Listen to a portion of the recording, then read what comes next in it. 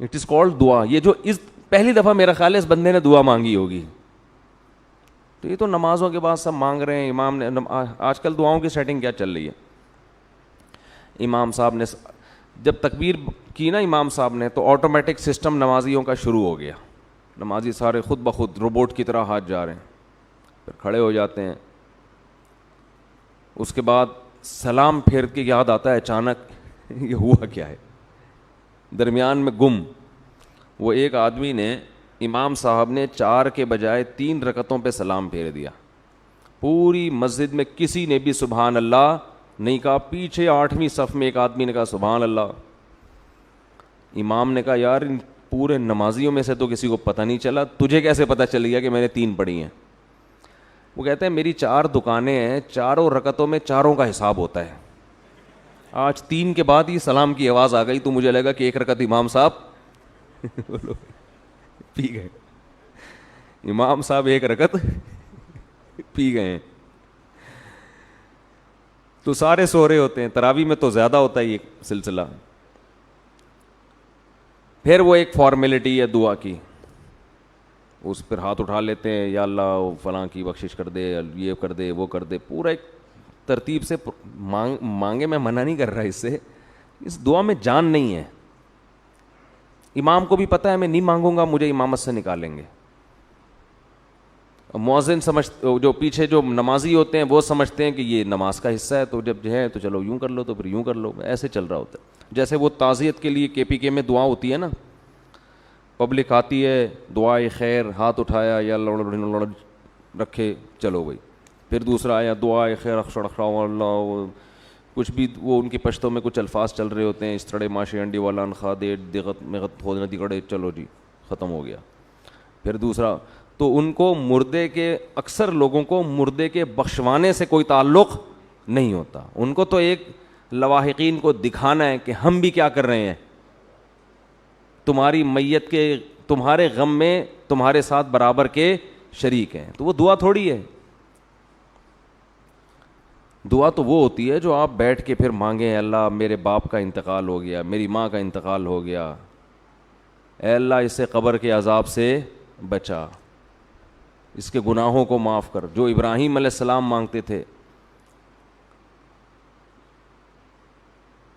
تو شیطان یہاں سب سے زیادہ رکاوٹ ڈالتا ہے. ایک رکاوٹ تو ایسے کہ وہ وظیفے لے آیا, آپ کو دعا سے ہٹا کے کہاں لے گیا, وظیفوں کی طرف. اب آپ سارا اس کو فوکس کر رہے ہیں. دوسرا کام شیطان یہ کرتا ہے کہ وہ دل جمعی سے دعا نہیں مانگنے دیتا. حدیث میں آتا ہے کہ اللہ تعالیٰ ظاہر قلب سے دعا قبول نہیں کرتے. ظاہر قلب کا مطلب اوپر اوپر سے, آپ کا دل خود ہی حاضر نہیں ہے, تو یہ دعائیں قبول نہیں ہوتی. دل ہی حاضر نہیں ہے آپ کا. اللہ کہتے ہیں جب اس کو خود دلچسپی نہیں ہے بھائی, یہ خود اپنے عمل کو اہمیت نہیں دے رہا, تو میں کیسے اہمیت دوں. یہ ایسے جیسے آپ کسی سیٹ سے 1 کروڑ روپے قرضہ مانگنے گئے. اب 1 کروڑ روپے جب آپ قرضہ مانگو یا بھیک مانگو تو ایسے نہیں ہوگا کہ آپ کھڑے کھڑے جا کے اس کو پکڑ کے بولو یار ذرا 1 کروڑ روپے ہیں تو دے دو, نہیں ہے چلو رہنے دو. ایسا نہیں ہوگا. وہ کہے گا یہ اس کی نظر میں اس کی ویلیو نہیں ہے, تو میں اتنی بڑی رقم اس کو کیوں دے دوں بھائی. تو اس کے لیے آپ کیسی تمہید باندھو گے, سر میں آپ سے ملنا چاہتا ہوں, کام ہے, 6 آدمیوں کو اور بھی لے جاؤ گے سفارشی بنا کے, بہت پھر رو گے, 2 آنسو بہاؤ گے, ضرورت ہے, یہ ہے وہ ہے. تو جب اللہ سے ایسے دعا مانگی جاتی ہے نا کہ دماغ کہیں اور ہو, اور ایک فارمیلٹی کے طور پر دعا کے کلمات زبان سے نکل رہے ہوں, تو اللہ کہتے ہیں اس کے دل میں اپنی دعا کی خود ہی ویلیو نہیں ہے, اس کو خود ہی نہیں پتا کس سے بات کر رہا ہوں, کیا مانگ رہا ہوں, تو پھر اللہ بھی قبول نہیں کرتے. اللہ مستغنی ہے. تو شیطان دوسرا وار یہ کرتا ہے کہ دعا میں آپ کو دل لگانے نہیں دیتا. اچھا, اس کا علاج بھی میں شیطان کا وار اور ساتھ ساتھ اس کا علاج بھی بتاتا رہوں تو پھر ذرا اچھی بات ہو جائے گی نا. پہلا کام شیطان نے کیا تھا, وظیفوں پہ لگا دیا. تو اس کا حل یہ کہ وظیفوں کو اتنا فوکس نہ کرو, کس کو فوکس کرو, دعا کو زیادہ فوکس کرو. میرے پاس تو لوگ صبح شام آتے رہتے ہیں, میرا یہ مسئلہ اٹکا ہوا ہے, کچھ پڑھنے کو بتا دیں. میں کہتا ہوں یہ پڑھا کرو, اے اللہ یہ اٹکے ہوئے مسئلے کو دور کر دے, یہ پڑھا کرو. یعنی یہ کیا ہوئی؟ میں نے کہا یہ پڑھو گے اللہ کی سمجھ میں آئے گا. ان کا خیال ہے کہ اس طرح سادہ طریقے سے اللہ کی سمجھ میں بات آئے گی نہیں شاید. یہ لوگ یہ سمجھتے ہیں. شادی کے وظیفے بہت مانگتے ہیں, حضرت شادی نہیں ہو رہی, کوئی وظیفہ بتا دے. میں کہتا ہوں اللہ سے دعا مانگو, اللہ کرا دے. سب کی ہو رہی ہے, لوگوں کی 2 2 3 3 4 4 ہو رہی ہیں, میری ایک بھی نہیں ہو رہی. کچھ اللہ کو واسطہ دو. نہیں جی, وظیفہ ہو. کاروبار میں برکت نہیں ہے, کوئی وظیفہ بتا دیں. بھائی اللہ سے دعا مانگو, اے اللہ میرے رزق میں برکت دے دی. اللہ کو سمجھ میں آئے گا کیا کہہ رہے ہو. لوگ سمجھتے ہیں اس طرح سے معاذ اللہ اللہ کی سمجھ میں بات آئے گی نہیں. وہ ٹیکنیکل طریقے سے ہوگا نا یہ والا اتنی دفعہ, تو پھر سمجھ میں آئے گی. تو شیطان کا جو پہلا وار ہے اس کا حل کیا ہے؟ دعاؤں کو فوکس کریں. جب کوئی حاجت ہوئی, پریشانی, 2 رکعت پڑھ کے اللہ کے سامنے گڑ گڑائیں. دوسرا کام شیطان کیا کرتا ہے؟ دل نہیں لگانے دیتا دعا میں. اس کا حل یہ ہے کہ جتنی استطاعت ہے نا اتنے اپنے خیالات کو دعا کی طرف لے کر جائیں. اللہ کا عجیب معاملہ ہے کہ جو آپ کے بس میں ہے وہ آپ کر لو, اور جو آپ کے بس میں نہیں ہے اس کی فکر مت کرو. بس وہ اتنا اللہ قبول کر لے گا. بعض دفعہ دماغ حاضر نہیں ہوتا, ادھر اتنے منتشر خیالات.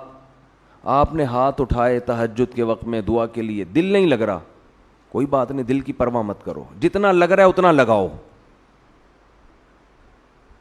اس پہ بھی وہی ثواب ملے گا جو مکمل دل لگانے پہ ملتا ہے, کیونکہ دل اپنے کنٹرول میں نہیں ہے.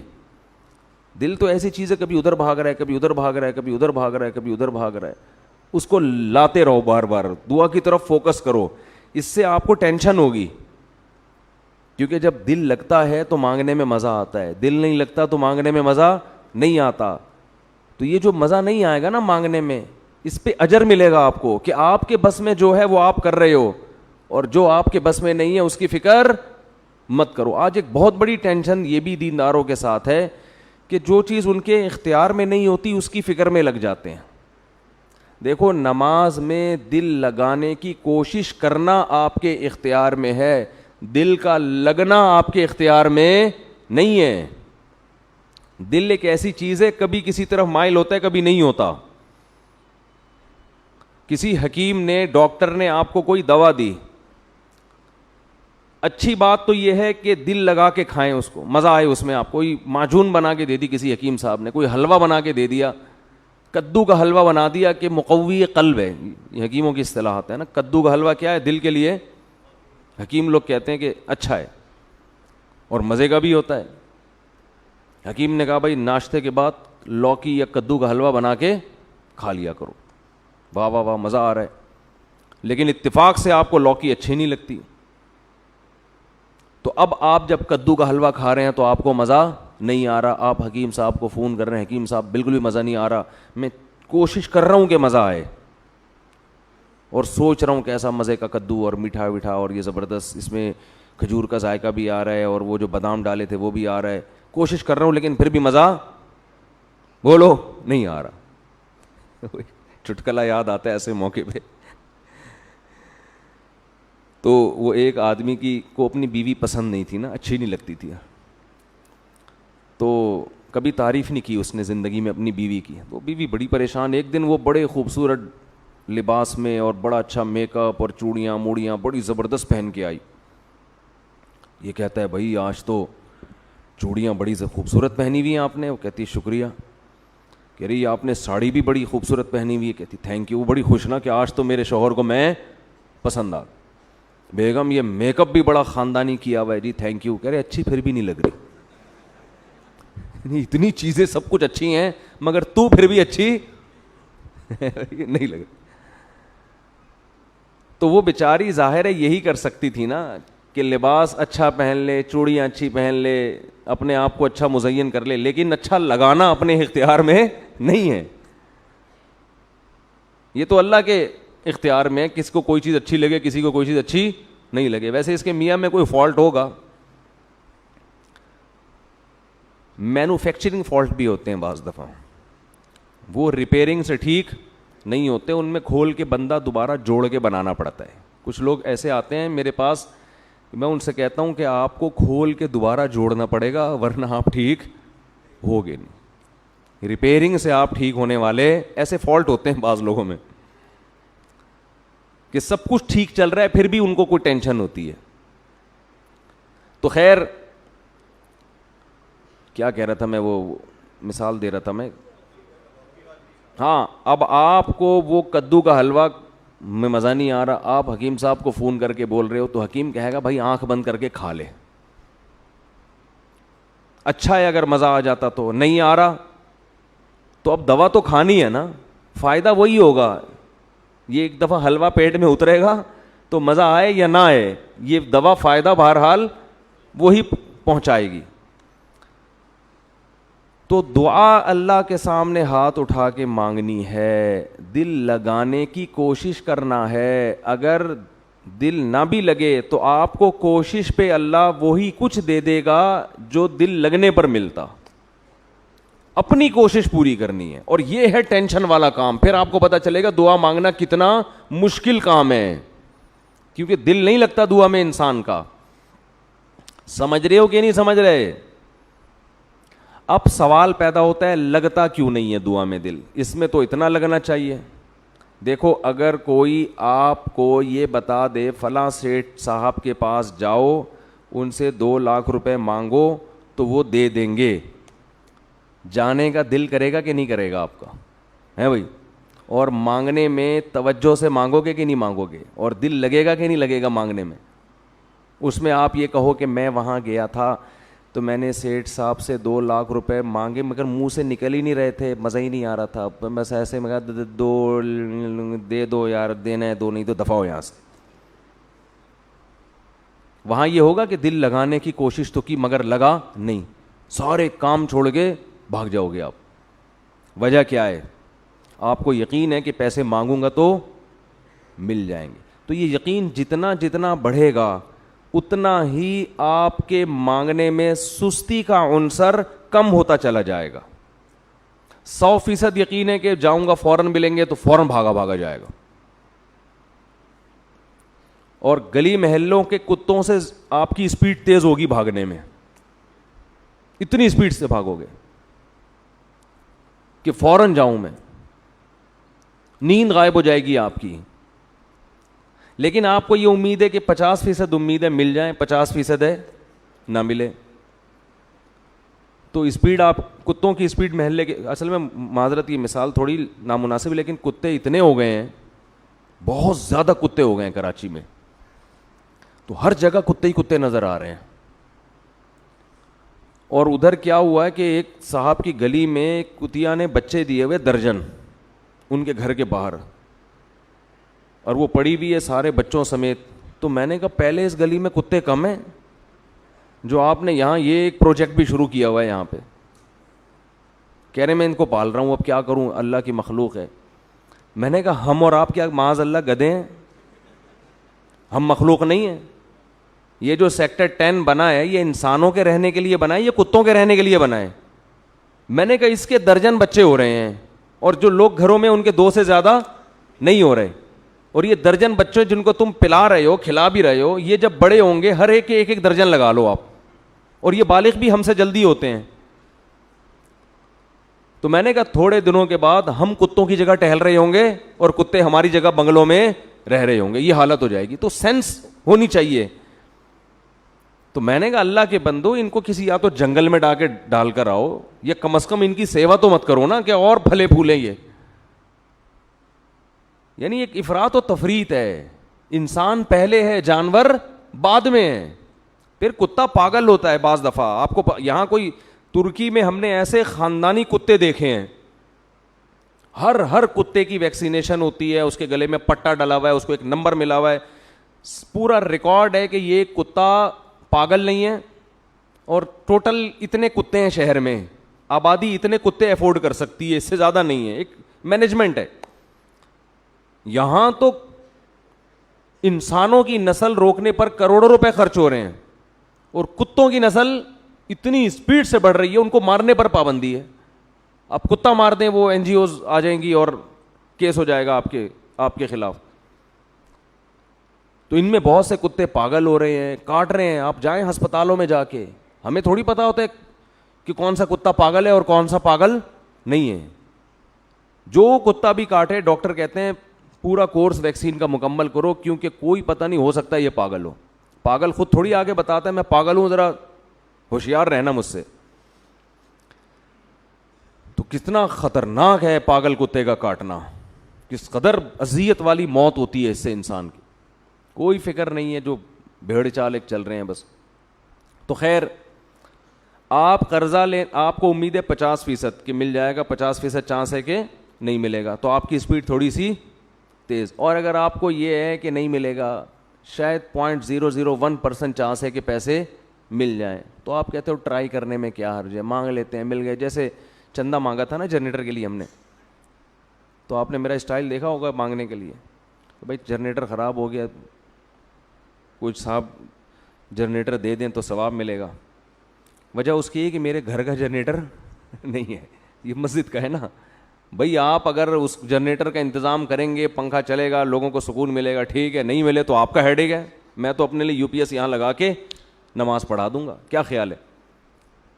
تو یہ بھی اسٹائل ہوتا ہے جب انسان کا اپنا براہ راست. یہ میں جو چندہ مانگنے کا میرا اصول ہے نا نمازی بھائیوں سے, وہ میرا اصول یہ ہے کہ ان کو یہ لگے کہ میں ان کے لیے مانگ رہا ہوں, اپنے لیے نہیں مانگ رہا. یہ جو پیچھے پڑ جاتے ہیں نا, بھائی اللہ کا واسطہ مسجد میں یہ لگا دو, اس کا مطلب ہے شاید اپنے لیے لگوا رہے ہو. ایک دفعہ میں نے یہاں وہ انتظامیہ نے کہا کہ وضو خانے میں نلکے نہیں ہیں, یہ اس طرح کا مسئلہ. تو میں نے اعلان کیا نمازیوں سے کہ نلکے لگا دو, آپ ہی کو فائدہ ہوگا, ورنہ پھر گھر سے وضو کر کے آیا کرو, ٹھیک ہے نا. کیونکہ ہمارے گھر میں نلکے لگے ہوئے, ہم وہاں سے وضو کر کے آ جائیں گے. نہیں لگاتے تو نہیں لگاؤ.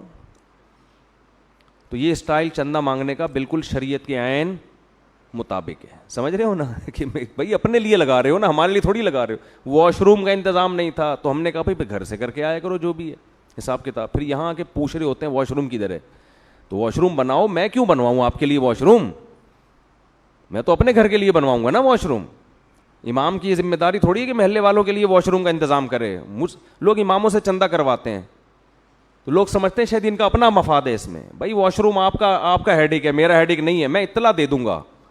تو دعا میں جو دل نہیں لگتا نا, اصل میں شیطان یہاں یہ وسوسہ ڈالتا ہے کہ یہ دعا قبول ہونے والی نہیں ہے. سارا مسئلہ یہاں سے خراب ہو جاتا ہے. شیطان کہتا ہے کہاں قبول ہوتی ہے یار, اتنے عرصے سے تم مانگ رہے ہو, ملا کچھ؟ ایسے ہی مل رہا ہوتا تو آج تو سارے مولویوں کے سارے کام ٹھیک ہو رہے ہوتے, اور جو دعائیں مانگتے نہیں ہیں ان کے سارے کام بنتے چلے جا رہے ہیں. وہ فلاں کو دیکھو یار, کبھی دعا مانگتے بھی نہیں دیکھا, گاڑی بھی ہے اس کے پاس, بنگلہ بھی ہے, بہترین سارے کام بنے ہوئے. بھائی امریکہ کو دیکھ لو نا, امریکی صدر دعا مانگتے ہیں کبھی ہیں؟ سارے کام بن رہے ہیں, سپر پاور بن گیا. اور ہمارے یہاں 27ویں رات کو بھی دعائیں مانگی جا رہی ہیں, شب برات کو بھی مانگی جا رہی ہیں, پھر بھی غریب کے غریب.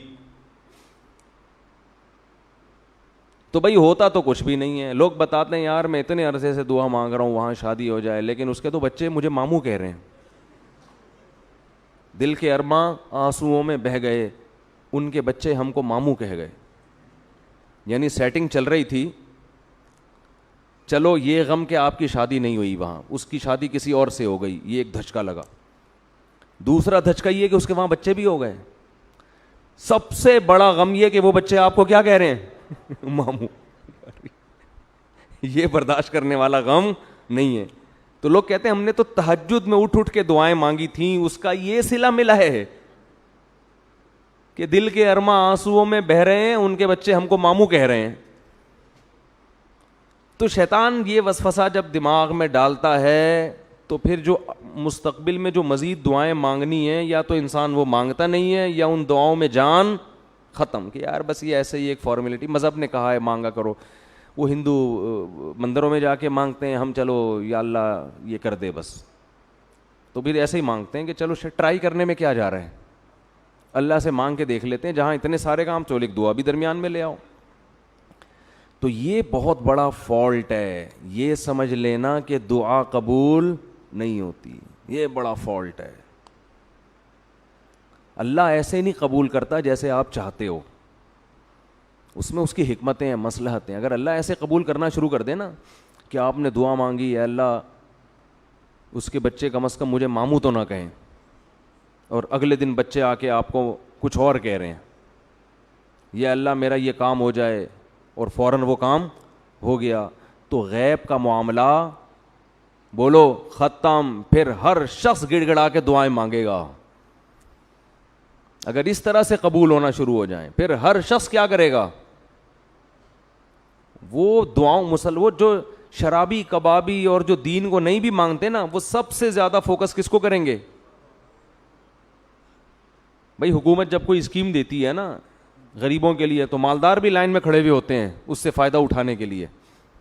پھر تو جو مستحق ہیں نہیں ہے, سب ہاتھ اٹھا اٹھا کے لمبی لمبی دعائیں, کیونکہ ان کو پتہ ہے ادھر مانگو ادھر جیب میں پیسے. تو اللہ نے معاملہ کس پہ رکھ دیا؟ غیب پر. کہا میں نے تمہیں بتا دیا, استجیبوا ادعوا ربکم کیا ہے, وقال ربکم ادعونی استجب لکم. تمہارا رب کہتا ہے مانگو قبول کروں گا, بس میرا یہ دعویٰ کافی ہے, میرا اتنا اعلان تمہیں موٹیویٹ کرنے کے لیے کافی ہے بس. اب جو عقل مند لوگ ہیں, اللہ والے لوگ ہیں, وہ کہتے ہیں اللہ نے جب کہہ دیا کہ قبول کروں گا تو بس ہٹو بچوں کام ہو گیا. اب تو بھر بھر کے کیا کرنا ہے, دعائیں مانگنی.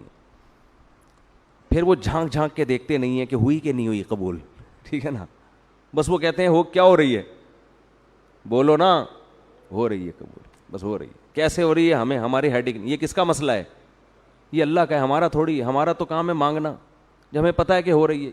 اب کیسے ہو رہی ہے, آپ کیا ہو تو رہی نہیں, وہ ماموں کہہ دیا جب وہ تو کیا رہ کیا گیا اب رہ کیا گیا قبول ہونے کے لیے. تو بھائی دنیا میں ایک وہی تھوڑی ہے, ہر ایک کے بچے آپ کو ماموں نہیں کہیں گے. بہت سی ایسی اس کے متبادل آپ کو مل جائیں گی جن کے بچے آپ کو ابو کہیں گے, ٹھیک ہے نا. اور جب وہ آپ کو ابو کہیں گے آپ کو خوشی ہوگی کہ مجھے ابو کہہ رہے ہیں اور اس کو کیا کہہ رہے ہیں, امی کہہ رہے ہیں. کوئی متبادل دے دے گا اللہ تعالیٰ, یا ہو سکتا ہے کوئی اور بڑی ٹینشن اللہ دور کر دے. تو اللہ تو قبول کرے گا. یہ ایسا ہی ہے جیسے کسی سیٹھ کے پاس آپ گئے کہ 2 لاکھ چاہیے, اس نے کہا کیوں چاہیے, اس نے کہا چھوڑو یار آپ کیونکہ مجھے پیسے دو. سیٹھ کہہ رہے نہیں مجھے وجہ, کام بتاؤ کیا کرنا ہے. بھائی 2 لاکھ مجھے اس لیے چاہیے کہ مجھے کاروبار میں انویسٹ کرنا ہے پیسہ. تو کاروبار کر کے کیا کرو گے جی, پیسہ کماؤں گا. تو وہ آپ کو 2 لاکھ نہیں دیتا, وہ اپنے کسی سیٹھ سے بول دیتا ہے کہ یار اس کو میں 2 لاکھ نہیں دے رہا, میں تجھے اپنی طرف سے دے رہا ہوں, اس کو نہیں بتانا, اور جو پروفٹ آئے وہ اس کو دے دیا کر فری میں. تو آپ کو تو لگے گا کہ سیٹھ نے آپ کی دعا کو, آپ کی ریکویسٹ کو ریجیکٹ کر دیا, لیکن جو اس کا مقصد تھا وہ دوسرے طریقے سے سیٹھ صاحب نے پورا کر دیا, لیکن بتایا نہیں آپ کو کہ آپ کو پتہ نہ چلے. رزق میں برکت کی دعائیں مانگنے سے کیا ہوتا ہے, آپ کو روٹی رزق نہ بھی ملے, تنخواہ میں اضافہ نہ بھی ہو, اللہ آپ کے خرچے کم کر دے گا. اسی غربت میں آپ سیٹھوں کی طرح زندگی گزارو گے, بہت کچھ ہوگا. تو اس لیے بس ختم کر رہا ہوں, تو اس لیے دعا مانگتے ہوئے یہ اطمینان رکھا جائے کہ یہ دعا 100% قبول ہوتی ہے. حضرت عمر کا قول ہے کہ مجھے اس کا غم نہیں ہوتا کہ دعا قبول ہو رہی ہے کہ نہیں ہو رہی, مجھے اس کا غم ہوتا ہے کہ مجھے مانگنے کی توفیق مل رہی ہے یا نہیں مل رہی. اگر مانگنے کی توفیق مل رہی ہے اس کا مطلب صحیح حالات چل رہے ہیں. مانگنے کی توفیق اگر چھن گئی اس کا مطلب اللہ راضی نہیں ہے. تو اس لیے بھائی رمضان میں دعائیں مانگا کریں. یہ موضوع بہت طویل ہے, موقع ملا تو انشاءاللہ اگلے ہفتے بھی اسی موضوع کو لے کے آگے چلوں گا. اللہ تعالیٰ سمجھنے کی, عمل کی توفیق عطا فرمائے. وما علینا الا البلاغ.